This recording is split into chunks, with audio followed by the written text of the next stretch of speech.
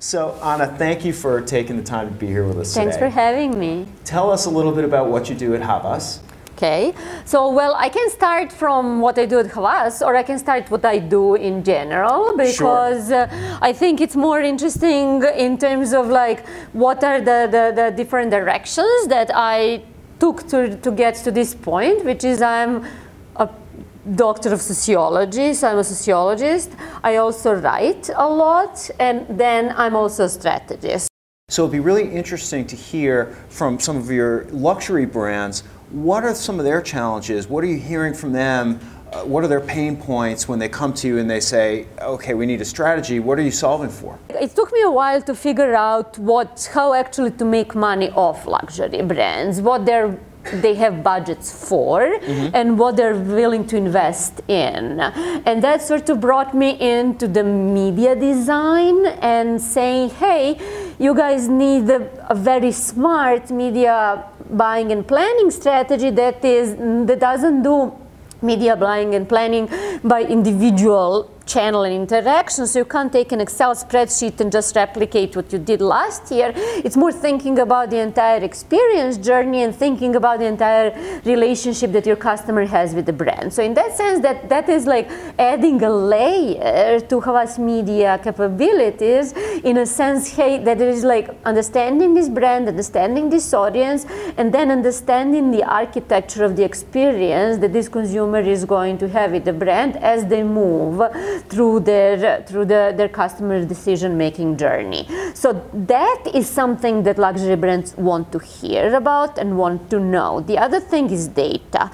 They don't have a lot of data about their customers. Just by the very nature of the luxury industry, it's all about the brand world, brand universe.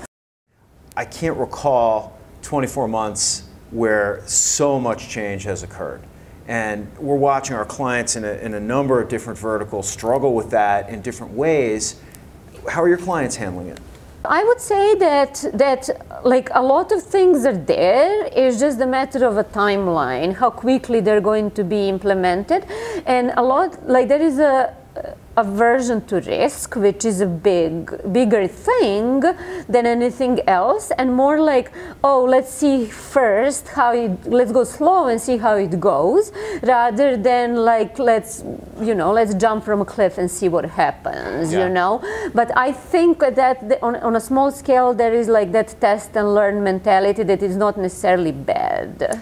I agree, and I think a lot of people in our business underestimate how difficult it is for an established company to make cultural changes that are necessary, and we expect them just to dive into something. And as you say, it's not only just risk, but there's a lot of infrastructure that has to be accounted for. Right. I mean, yeah, I think like it's a good thing to start thinking like, okay, our business is different. We need to start from a consumer. We can't start from our brand anymore. And so like, what is that customer experience journey, and how do we build organization around that customer experience journey? What kind of information flows and processes need to happen in order for us to be faster and more nimble on an organizational level and have less silos? Tell us a little bit about your day-to-day life, your role. Is it different from client to client? Are you being pulled all over in different directions? Their role stopped when it comes to execution, and I believe the strategist's role starts when the execution starts, because that's where the rubber hits the road. So I always look through the lens of like, what is the role of brands in making their customers' lives better? How do you improve someone's life? How do you add value? How do you become part of their lifestyle, an invaluable part of lifestyle, and make their lives a little bit like more informed, more entertained, more connected, faster moving, healthier?